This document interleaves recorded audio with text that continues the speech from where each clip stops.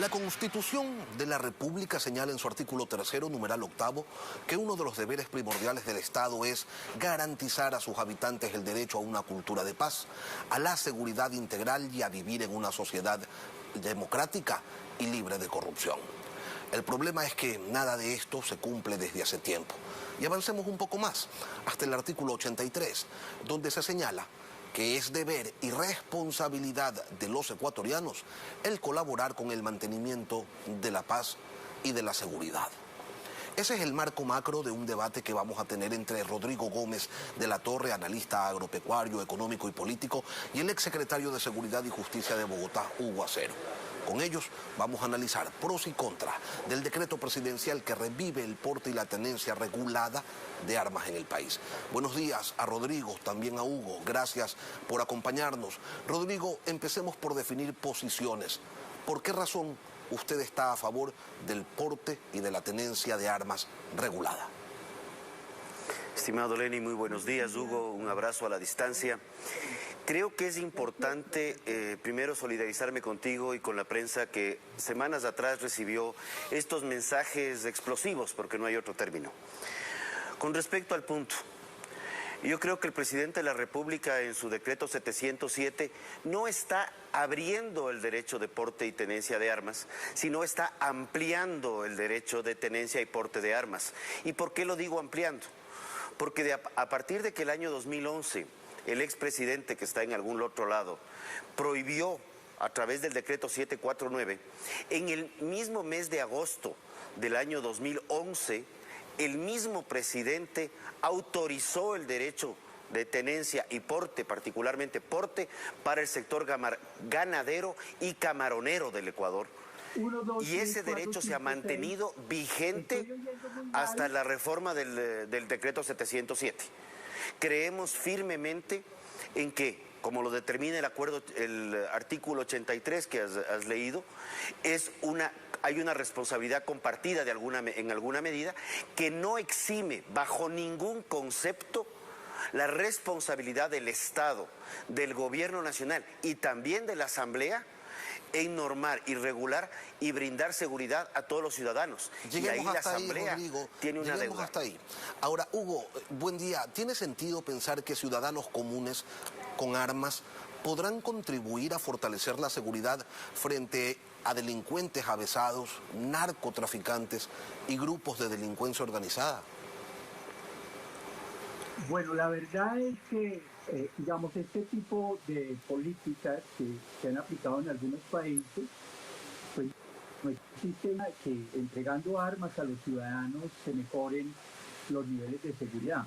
Que antes bien, de manera contraria, suelen ser los hechos que lamentablemente suceden, personas de manera irresponsable utilizan este tipo de armas.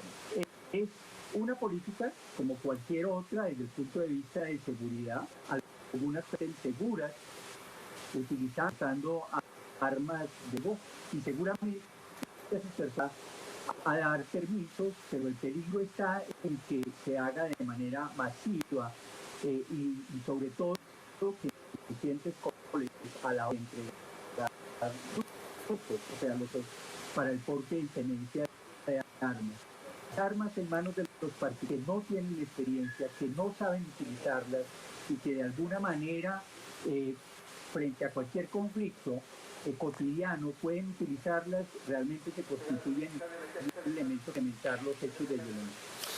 Rodrigo, si una población armada o una parte de la población armada no garantiza la reducción de la violencia, ¿qué es lo que sí garantiza? ¿Para qué sirve? A ver, yo creo que es importante lo que ha mencionado Hugo y es el hecho de que lo que determina el decreto 707 es primeramente examen psicológico, pruebas de destreza en el manejo de armas, hay un certificado de destreza en el manejo de armas. Entonces no es un arma que se entrega así porque sí, hay un pasado judicial también que debe estar considerado. Entonces, no todo el mundo va a tener poder aplicar al porte, más bien, probablemente muchos quieran aplicar, pero no todos van a poder cumplir los requisitos. Y ahí sí viene un tema que es importante. Como yo decía, esto no exime la responsabilidad del Estado en el manejo de la seguridad, pero sí permite que un barrio organizado, donde habiten 50 personas, 50 familias, 10 estén armadas, y la Policía Nacional, que tendrá un tiempo de reacción de 8, 10, 15, 20 minutos, puedan estar ellos frentear el problema hasta que llega la policía, y en vez de ser 4 o 5 policías puedan ser 15 o 20 personas que están frenteando. Y no hablemos de delincuencia organizada narcotraficante. La delincuencia organizada transnacional es una que tiene un alineamiento en donde sí se requiere el apoyo, no solo de Fuerzas Armadas, más bien, el apoyo no solo de policía, sino también de Fuerzas Armadas, y viene el otro lado, que es la delincuencia común, que también la estamos viviendo, y la estamos viviendo en el día a día, y parecería... Gracias, Rodrigo. Hugo, ¿existe evidencia de que un mayor porcentaje de personas armadas incrementa necesariamente los niveles de violencia en una sociedad?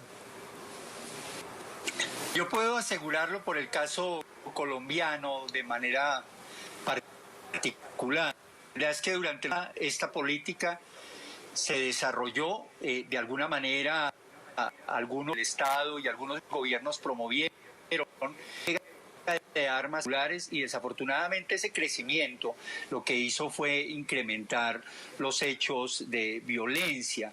Yo creo que el quid de este tema es cómo realmente van a entregar. Yo creo que hay unos requisitos importantes en el caso de Ecuador para que una persona pueda acceder a las armas, pero completamente claro que tanto el Ministerio de Salud como el Ministerio de Defensa entregar certificados a las personas que quieren portar armas. Esos certificados deben ser firmados por servidores públicos, y esos servidores públicos van a tener que responder por lo que certifican en caso de que alguna persona a las cuales se le esté entregando armas haga mal uso de ese instrumento, porque de hecho esa certificación que buscan es no entregarle armas a cualquier persona, personas que tienen enfermedades mentales, personas que tienen problemas con adicciones particulares de drogas, que no saben utilizar las armas, y desde luego esas certificaciones deben de ser. Esas personas no son peligro entregándose el arma, y si llega a suceder, pues desde luego no solamente tendrá que juzgarse a la persona que hace mal uso del arma, sino que además habría que mirar cuáles fueron los servidores públicos que entregaron ese tipo de certificaciones, que efectivamente daban que esta persona no era ningún peligro, y que finalmente estos funcionarios desde luego también tendrán que responder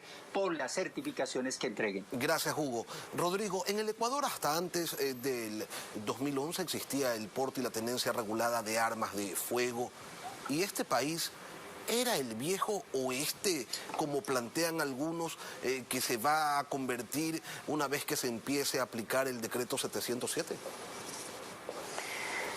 Creo que muchos de los que están haciendo referencia al viejo oeste, primero les gustan mucho las películas de Rambo y Terminator, pero tal vez no se acuerdan de cómo funcionaba el Ecuador antes de la prohibición. Pero que antes de la prohibición habían armas en todo lado, y habían armas reguladas. Y hay algo que yo quiero mencionar, y ayer revisaba un poco el tema de tenencia, y particularmente de Colombia. Y justamente uno de los cuestionamientos gigantes que ha existido siempre es la tenencia y porte ilegal de armas. Aquí lo que se está planteando es lo que hemos tenido siempre, el porte regulado, en donde también hay, y eso gracias por mencionarlo, Hugo, también hay pruebas toxicológicas, pero lo más importante, el momento que un arma se le asigna a Rodrigo o a Hugo, esa arma está entregada con matrícula, con número de serie, inclusive con pruebas de balística. Y la balística es la huella digital del arma. Cada arma, cuando se dispara, marca unas estrías en el proyectil, y esas estrías son únicas, no son duplicables. Por eso es que es importante tener armas reguladas, armas registradas.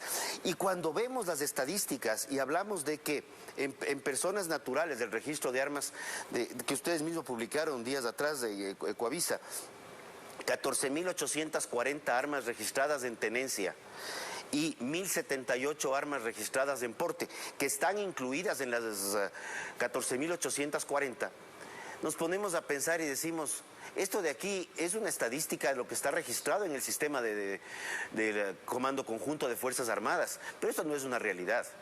Hay muchísimas más armas y las vemos en el día a día, y probablemente una cafetería pueda defenderse, y qué bueno que también se aplique un apoyo, o que solicite un apoyo hacia las empresas de seguridad, pero ahí hay un detalle. Si se les está entregando responsabilidades de Policía Nacional a las empresas de seguridad, también debemos entregarles garantías a esos guardias que sí deben estar preparados para eso. Ya vamos a profundizar en eso, Rodrigo. Hugo, en este país ocurre un fenómeno que pasa sin medias tintas de la discordancia a la paradoja. Y paso a explicarlo. Resulta ser que quienes se oponen al porte regulado de armas exponen que el Estado es el que debe proveer de seguridad a la ciudadanía. Confían, pues, en que el Estado esté en capacidad de hacerlo siempre y cuando se determinen las directrices adecuadas.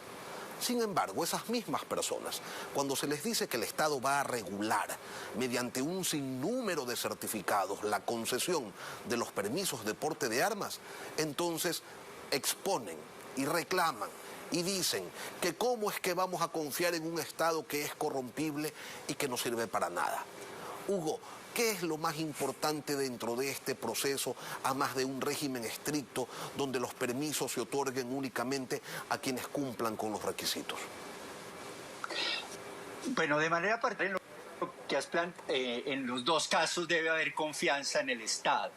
Así como se dice que son legítimamente constituidas las únicas que pueden portar armas, también se tiene que tener la confianza, o por lo menos esperar esa confianza hacia el Estado, que si continúa con esta política va a ser los requeridos. Por eso es que insisto en que es ocasiones tener una responsabilidad institucional y personal en el caso de los servidores públicos, médicos, servidores públicos que van a hacer condiciones no solamente mentales, de no adicciones, uso de las armas de las personas. Yo creo que eso es importante. Yo creo que hay que mantener, digamos, esa coherencia. Si estamos en que son legítimamente constituidas las únicas que pueden portar las armas, también deberíamos tener la confianza de que a quienes se les va a entregar se les ha hecho los estudios adecuados para que puedan hacer buen uso de armas. No puede haber esa disyuntiva de que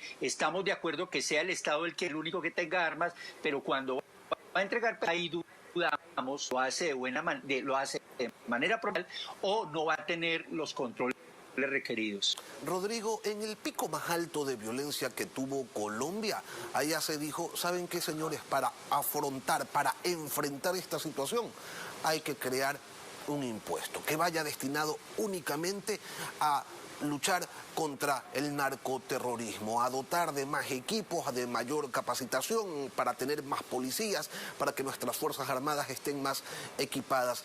Ecuador se encuentra en ese momento en el que se debería pensar quizás en un tributo especial y dirigido exclusivamente al combate contra la inseguridad que mantiene intranquila pues, a la población entera.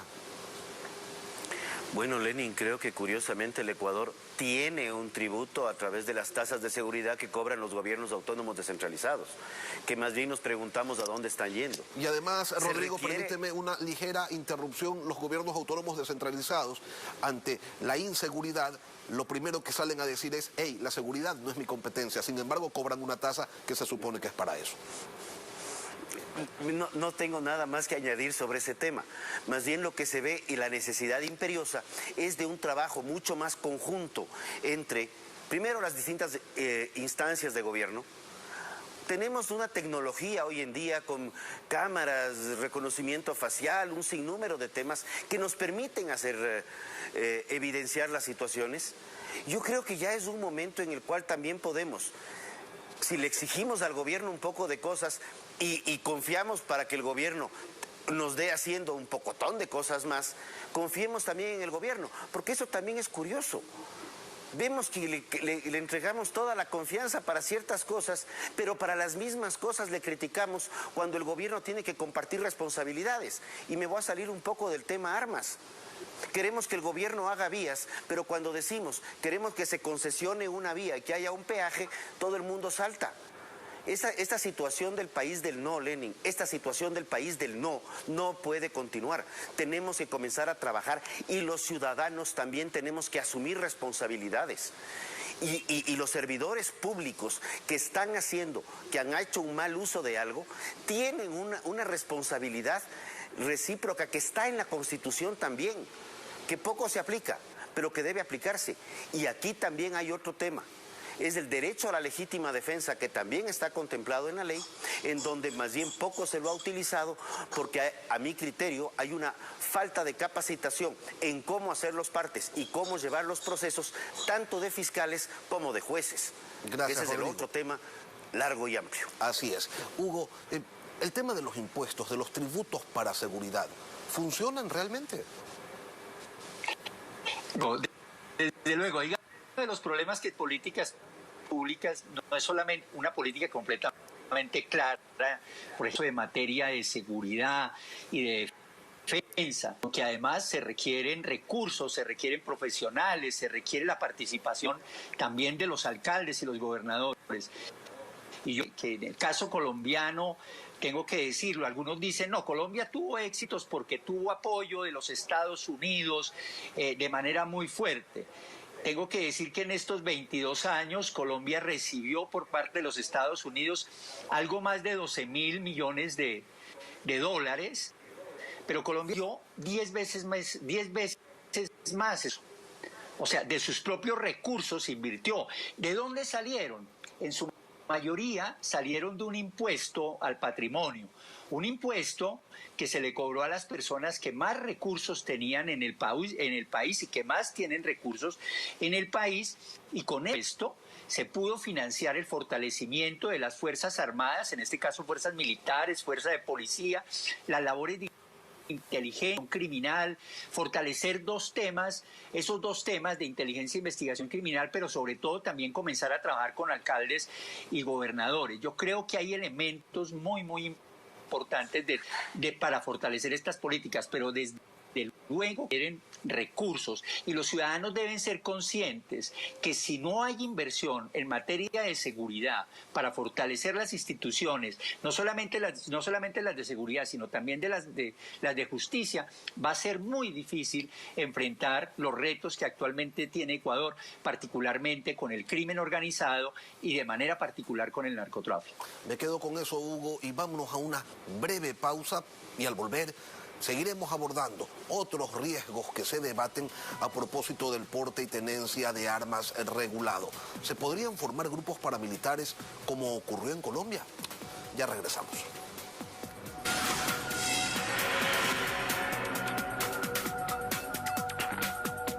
Retomamos este diálogo sobre el porte y tenencia regulado de armas en el Ecuador con Rodrigo Gómez de la Torre y Hugo Acero. Hugo, se ha dicho en el Ecuador que este decreto presidencial, el 707, abre puertas y ventanas para que en un tiempo indeterminado sean tantas las personas que hayan accedido a armas de fuego que terminemos, ante la falta de seguridad, con un problema de violencia como el que tuvo Colombia en su momento con los grupos paramilitares. Ese riesgo ¿es real? Y de ser así, ¿cómo se lo puede evitar? Bueno, yo creo que hay experiencias que, digamos, no solamente el gobierno ecuatoriano, los centros de análisis ecuatorianos pueden utilizar en el caso colombiano. Yo creo que la decisión del gobierno ecuatoriano, que es respetable, de entregarle armas a los particulares, debe estar muy bien controlada, de tal forma que sean a unas personas en particular que realmente tienen la capacidad y de manera responsable hacer uso de las armas. Y el tema pasa a entregar no solamente armas ligeras, armas cortas, a entregar otro tipo de armas a los particulares y a entregar más de un arma a cada uno de los ciudadanos, y que pueden armar a otras personas, tendrían el mismo riesgo colombiano. Y es que de manera particular, sobre todo, y eso con el mercado ilegal, que también hay el mercado de armas, de manera particular se podría estar dando creación a grupos de personas armadas que van a intentar o van a pretender defenderse como grupo frente a los hechos delincuenciales. Y eso podría suceder en barrios, en zonas rurales y demás. Y ahí es donde el Estado debe tener mucho cuidado. Porque en el caso colombiano, en los años 90, decidieron crearse unas cooperativas que se llamaban las famosas Convivir, que terminaron siendo armadas por el Estado y muchas de ellas terminaron luego solamente como autodefensa campesina, sino terminaron los paramilitares. Casi que algunas personas consideran que ahí fue el origen de los grupos paramilitares. Entonces, estas experiencias que ha vivido Colombia, que han sido, digamos, motor de la violencia y en algunos casos de la delincuencia, podrían servir a Ecuador para que no se repitan los errores que en el pasado cometió Colombia y que llevó a que se conformaran grupos regulares para combatir a los delincuentes y terminaron, así que la medicina terminó peor que la enfermedad. Gracias, Hugo. Entonces, en este sentido, el Estado ecuatoriano debe tener mucho cuidado. Rodrigo, esos señalamientos que dan cuenta de la posibilidad de que se formen escuadrones de la muerte o grupos paramilitares, sobre todo en las zonas rurales, en principio para protegerse de la delincuencia, pero luego para imponer su ley a sangre y fuego, ¿tienen algún asidero? ¿Son temores justificados? ¿Estamos asistiendo quizás a un ligero atisbo de aquello con las guardias comunitarias que tiene la CONAIE, o son cosas absolutamente distintas? Creo que has topado otro tema sensible. ¿Por qué las guardias comunitarias de CONAIE sí se las ve con armas inclusive de fabricación artesanal? Pero no entremos ahí. La preocupación es válida, pero nadie va a formar guardias de defensa o paramilitares con armas legales, precisamente por ese tipo de cosas. Yo sí considero que el Estado ecuatoriano, el gobierno nacional, la Asamblea, a través de la reforma a la ley para que pueda integrar las Fuerzas Armadas, un combate contra el narcotráfico y apoyar a la Policía Nacional, cumplen un rol importante, pero también creo que ese mismo rol, de manera articulada, con armas debidamente entregadas y debidamente reguladas, puede también jugar un papel importante. Como he dicho, no es un tema de la ciudad o del campo. En la ciudad la policía puede acceder en menor tiempo. En el campo probablemente cuando llega la policía ya todos los hechos están consumados y ya no hay nada que hacer. Y esa es la razón por la cual en el año 2011 el mismo presidente validó el tema de porte de armas para los sectores rurales, específicamente ganaderos. Personalmente siempre consideré que eso era discriminatorio, porque el sector rural es mucho más allá que solo ganaderos y camaroneros. Pero sí creo que es fundamental que este debate siga avanzando, que se comience a efectivizar el tema de porte y tenencia de armas. Probablemente van a haber problemas y vamos a tener un 1 o 2% de problemas, porque nada en la vida es perfecto. Pero si no tomamos acciones y no comenzamos a empoderar a la ciudadanía, inclusive considerándolo, y voy a tomar las palabras de Wagner Bravo día atrás, cuando hacía referencia a que esa también puede ser una medida disuasiva hacia la delincuencia común, yo creo que también es un tema importante a ser considerado. Porque el hecho que el delincuente tenga la certeza que el ciudadano está indefenso no ayuda a combatir la inseguridad. Gracias, Rodrigo. Hugo, cada país tiene un argumento, una razón para permitir o no el porte de armas. En Estados Unidos, la segunda enmienda señala que, siendo necesaria una milicia bien organizada para la seguridad del Estado, el derecho del pueblo a poseer y portar armas no será infringido. En Colombia, en cambio, la Corte Constitucional en 1993 señaló que los ciudadanos deben abstenerse de circular con armas de fuego porque ello viola el derecho a ser iguales y genera un mayor riesgo a la comunidad. ¿Hay forma, Hugo, de conciliar este tema de los derechos que unos y otros lo miden con varas distintas? En Colombia, digamos, se ha avanzado en una discusión importante entre los que promueven o quieren realmente acceder a las armas por parte de los ciudadanos y quienes consideran que sean las instituciones legítimamente constituidas. Esa ha sido una discusión de largo aliento. Y ahí, como lo menciona la Corte y varias sentencias de la Corte han tratado este tema. ¿Cómo se ha avanzado desde el punto de vista legal? Desde luego, hoy en Colombia existe restricción al porte de armas en manos de los ciudadanos. Se dan unos permisos especiales que deben tramitarse ante el Ministerio de Defensa con unos requisitos específicos.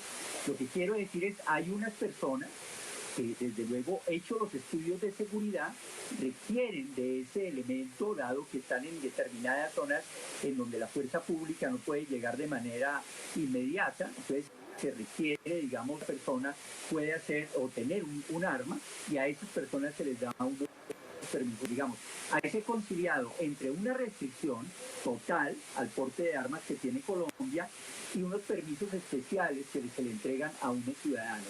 Pero allí, vuelvo e insisto, se requiere una vigilancia y un control permanente por parte del Estado sobre esas armas que están utilizando los particulares.